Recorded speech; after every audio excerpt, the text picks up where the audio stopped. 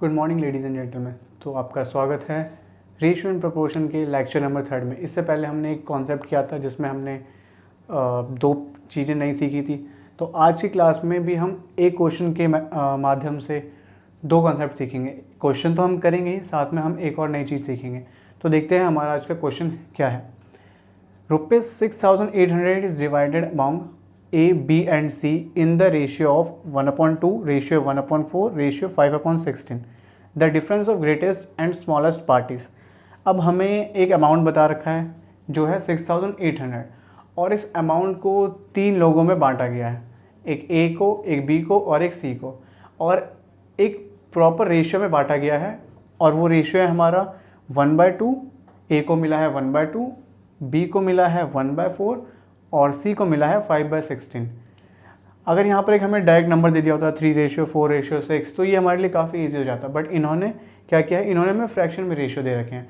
तो अब हम देखते हैं, सबसे पहले ये क्वेश्चन करने से पहले हमें ये पता होना चाहिए कि हम एक फ्रैक्शन में जो रेशियो दे रखे हैं उसको एक सिंपल नंबर में कैसे ला सकते हैं, एक होल नंबर में।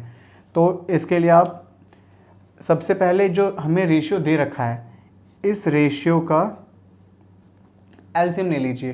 तो इस रेशियो का हमारा एलसीएम आ जाएगा 16। अब अगर इस यहाँ पे हमने 16 लिया है तो यहाँ पर वैल्यू हो जाएगी 8, इस वाले की वैल्यू हो जाएगी 4 और इस वाले की 5 रहेगी। तो अब इससे हमें पता चलता है कि जो हमारे पास A था, A की वैल्यू है 8, B की वैल्यू है 4 और C की वैल्यू है 5। अब इसे आप अलग अलग लिख दें, 8/16, 4/16 और 5/16। आई होप आपको समझ आ गया होगा। ये 3 रेशियोज हमें मिले। अब हम 8, 4 और 5 को कंसिडर क्यों कर सकते हैं? 8, 4 और 5 को हम कंसिडर इसलिए कर सकते हैं क्योंकि ये तीनों का जो डेनोमिनेटर है सेम है। अगर आप A और B का रेशियो निकालें, सपोज आप पहले रेशियो निकालते हैं A एंड B, क्वेश्चन पे हम बाद में आएंगे, पहले आप ये कॉन्सेप्ट समझ लें ताकि क्वेश्चन करने में आपको बहुत ज़्यादा ईजी पड़े।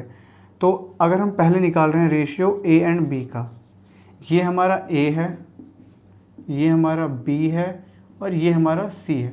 तो पहले हमने ले लिया A और B का रेशियो। अब A और B का रेशियो है 8/16 रेशियो 4/16।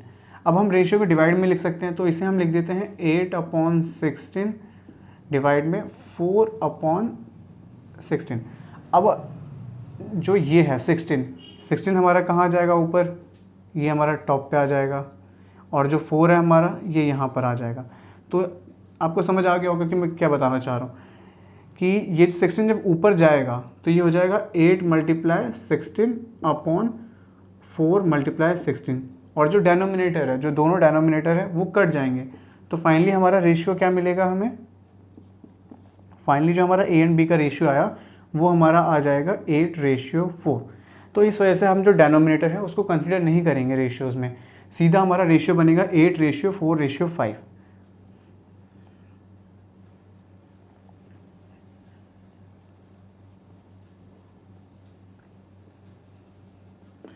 तो अब आपको समझ आ गया कि हमारा ये 8:4:5 कैसे बना। अब आते हैं क्वेश्चन पे। ये आपको समझ आ गया 8:4:5। अब अगर आप कॉम्पिटिटिव एग्जाम दे रहे हैं तो इतनी प्रैक्टिस होनी चाहिए आपकी कि आप इसे सॉल्व ना करें। यहाँ पे आपको देखते समझ आ रहा होगा कि ये हो जाएगा आपका 8:4:5 अब ये जो हमें 3 में डिवाइड किया, ये हमें तीनों में डिवाइड किया है और इसकी जो टोटल वैल्यू थी वो है 6,800। अब 6,800 का 3 पार्ट बनाया इन्होंने, जो ये है। तो 6,800 की वैल्यू क्या है, ये है 8 + 4 + 5 जो हो गया हमारा 17। तो जो हमारा 6,800 है वो हो जाएगा हमारा 17। कोई भी एक वेरिएबल आप ले लें, हम ले लेते हैं R कि ये 17 रेशियो में चल रहा है। अगर हमारे पास टोटल अमाउंट है 17R, टोटल अमाउंट अगर हमारे पास 17R है जिसकी वैल्यू बनेगी हमारी 6,800, तो उसमें से A का 8 पार्ट है, B का 4 पार्ट है और C का 5 पार्ट है। तो हमारे पास 17R आ गई।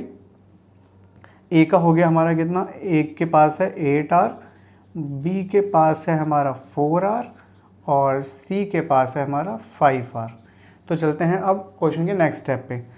अब इसमें पूछा है इन्होंने the difference of greatest and smallest part.